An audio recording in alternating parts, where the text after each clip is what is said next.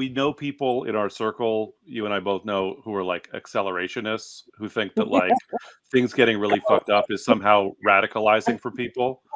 Yeah, it's Um, amazing. and 800,000 people have died. It's amazing. Let's Mhm. go. yeah, What? You know what I so mean? yeah. Anyways. So I mean, I sort of, I wonder how you sort of think about like in your theory of change, how you incorporate sort of like the idea of crisis and like instability in the system that is not of our making, and Mm. how we respond to it. Hmm. Yeah, well, first and foremost, there is a core difference between crises that are of our making and crises that are not of our making and how we approach it. And accelerationism is a very dangerous tendency in our movement. And it's this notion, right, that things will get so bad, right, that people will suddenly spontaneously wake up and decide to take action, and not just action, but the right action. And that is Right. completely historical, right? That just has not happened. And actually, where the power is, right, is being prepared to step into the chaos of crisis and lead.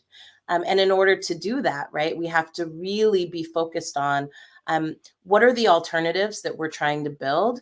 And Mhm. if there are opportunities to bring those alternatives to bear, how do we become the leading force in doing that? So that's one piece of it. But then, as an organizer, Nato, you and I both know that sometimes there are crises that we want to create, right? Because it helps people understand, right, why things are happening the way that they're happening, who's responsible, and it forces people to take a side. Um, Mm. and in that case, I think, similar conditions apply. You don't just create crisis to create crisis. You create crisis for people to be able to make a decision about where they stand, but you also have to have a net that catches them and puts them into some kind of vehicle that allows them to take action, and to increase their leadership in the process of taking action.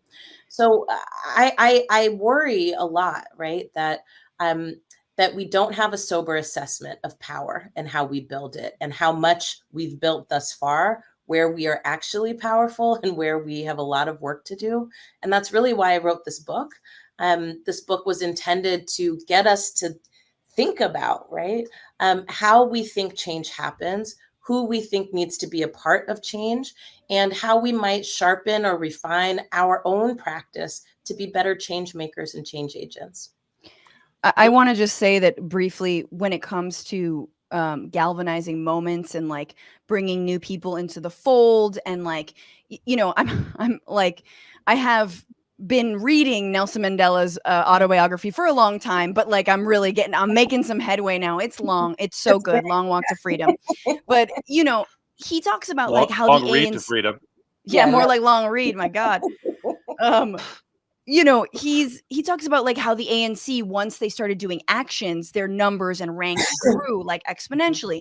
And I feel like we're in this a moment where, and although it has not been organized, and it's been much more at the grassroots level, but you have Black Lives Matter organizers and organizing, and the more and more that is taken, street actions, I think that folks have come into that fold and have felt, and are excited by that, whether or not they become organizers or they are funneled into an organization, that's different.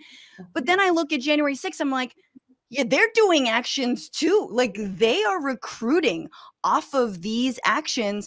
And I know a lot of us are thinking, well, no, maybe they learned their lesson. Now they're getting locked up. I think they got way farther than anyone would have imagined they could have gotten. And they are recruiting off of these kinds of actions. So I am also aware of the way the right is taking these lessons of like, hey, do bigger actions, get more play, get more press, bring people into your fold, grow your ranks. And it frightens me.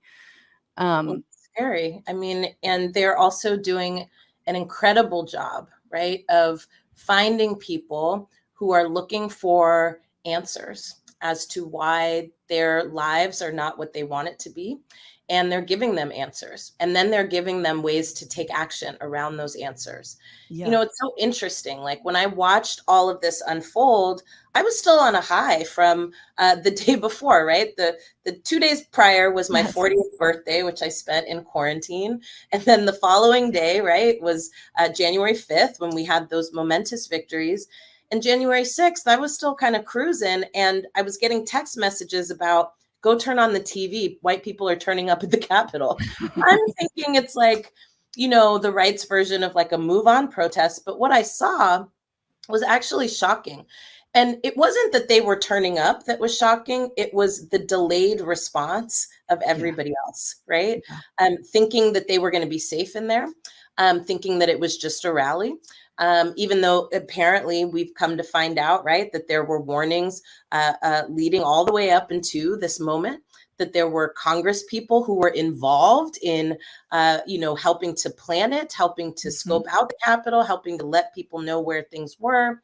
I watched an interview last week with Congresswoman Pramila Jayapal and Congresswoman Ayanna Pressley, and they were, you know, talking about kind of being in the chambers, right, and thinking that, you know, that was the safest place for them to be. Nobody seemed to understand that it wasn't just Donald Trump being a fucking maniac, that actually part of his danger is that he had built this frenetic, frenzied, and really angry movement that going to blow at any second. And that had been building for years, right? And the response to it always was, well, we just have to get him out, and then everything's going to go back to normal. No, actually, we got him out, and they tried to overturn the government. Like they were like, we are not playing games. And that was actually a culmination of what this movement does really well, which is they get people amped up. They're giving people answers for why things are the way that they are. And then when they put out an action call, people are ready at a moment's notice because they have already been inoculated and inundated, right? We know it's the lizard people / Jews / 5G / pedophiles. Let's go. No, it's everything. It's everything. What's going on, Frantifa? If you haven't already, subscribe to this channel right now. Hit that button. And also, you can become a patron and support the show every single week. Get access to bonus episodes and exclusive merchandise. Patreon.com / Bitchuation Room. Do it.